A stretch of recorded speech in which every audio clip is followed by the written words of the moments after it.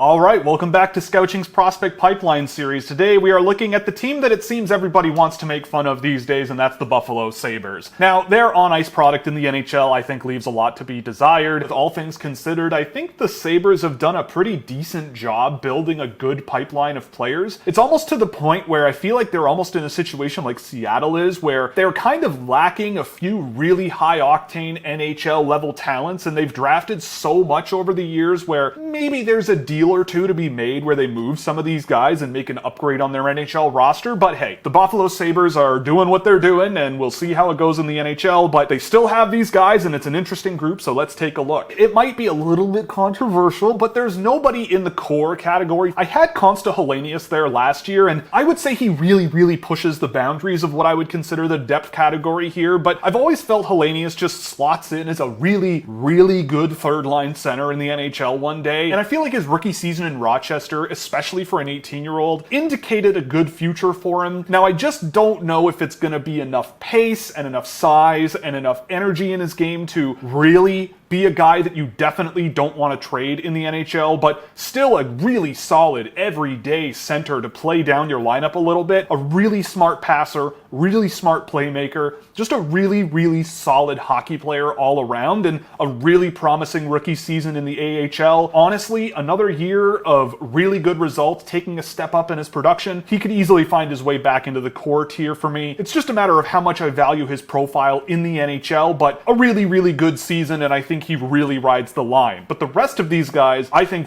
really deserve a spot here. Noah Ostlund had a really slow start to the season in the AHL in my view, but really picked it up in the back half, was almost a 20-goal scorer playing just 45 games this year. A really impressive, fun player. I got to watch him live in Columbus when the Buffalo Sabres were in town, and I thought he looked really good as a limited usage player. I would love to see the Sabres lean into him a little bit more this year, really see what he can do, because the speed and skill and dynamicism in his game is really good. Over in the KHL, Prokhor Poltapov had a really good year, and honestly, I could see him slotting in as a top 9, bottom 6 power winger or something like that in the NHL. He's got the size and energy and the physicality in his game to make it work. I do think the skill level has come a step or two since his draft eligible season as well, so once he comes over, I would be very curious to see how his game translates to North America, because I think there's something there. Their first round pick from this year, Radim Murtka, is in here. Now, I know some people really like Radim Murtka, and I like what he is as well, but I like what he could be more. I think that he's a player that is maybe a little bit further away than people might think, but the potential is really high with him. He's really tall, he's got some good footwork, but the defensive side of the game I think is where things get a little bit tough for him, especially under close quarters and in front of the net and all of these things. Breaking the puck out is a little bit of a mixed bag for him, but at the end of the day, there's a good ceiling there. He might not have been the guy that I drafted where they took him this year, but a solid player, and I feel like there's an NHL player here one day regardless. I've also upgraded Luke Osborne into this tier. Now, I have been a huge fan of Luke Osborne for a number of years now. Just a big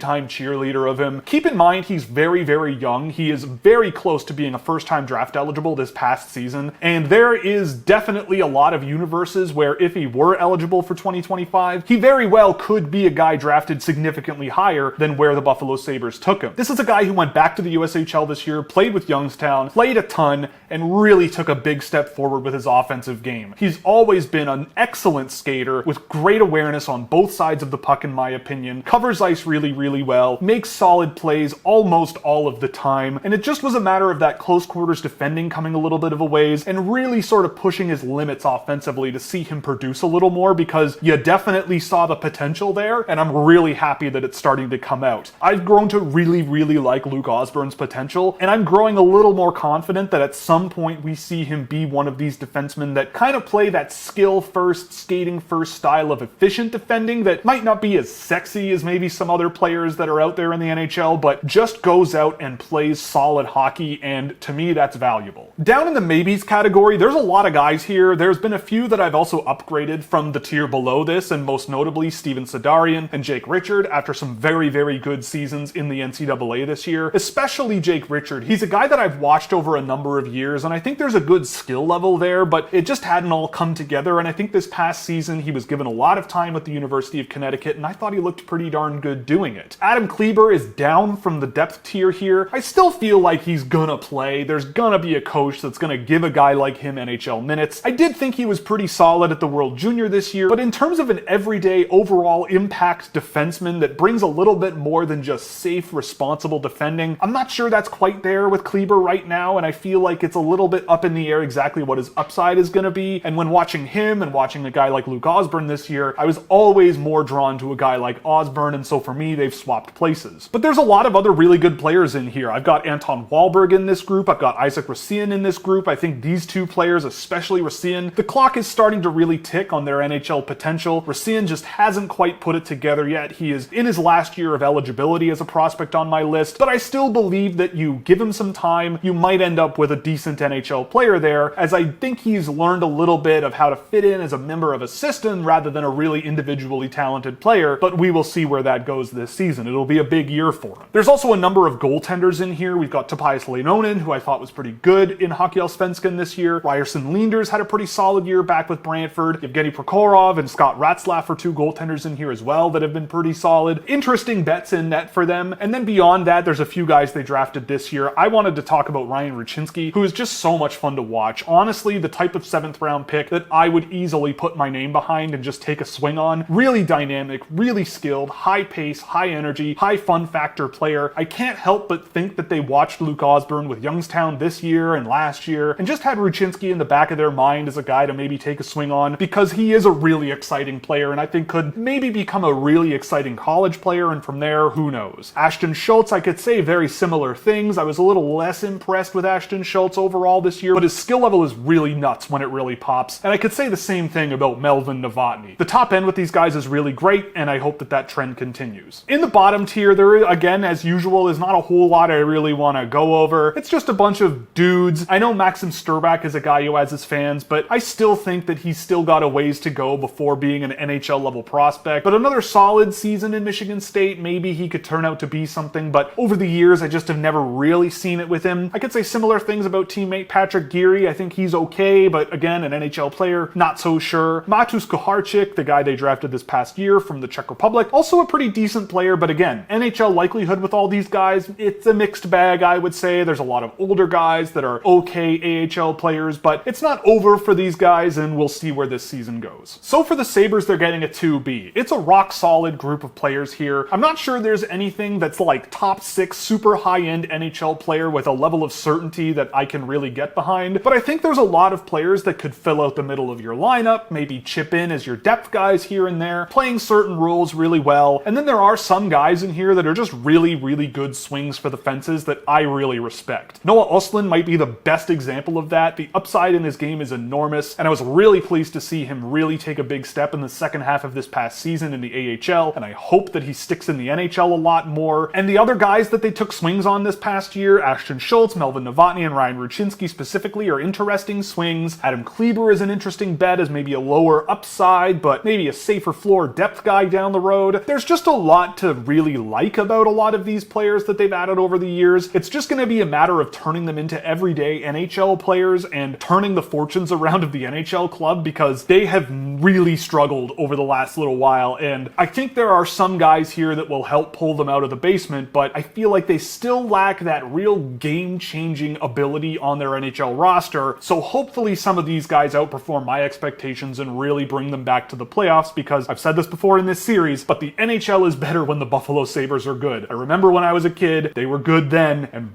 boy, was that a really fun team to watch. And so hopefully there are better days ahead for the Sabres and their fans, and they've done a decent job adding talent that might help them get there. And with that, we're going to call it. If you liked the video, definitely like and subscribe. If you really liked it, definitely consider a subscription over at Scouching.ca, where you can get access to all kinds of fun data tools and our Discord server, and plenty of other fun stuff that you're just not going to find anywhere else on the internet. So check that out at Scouching.ca. Thank you for watching, and we'll see you in the next one.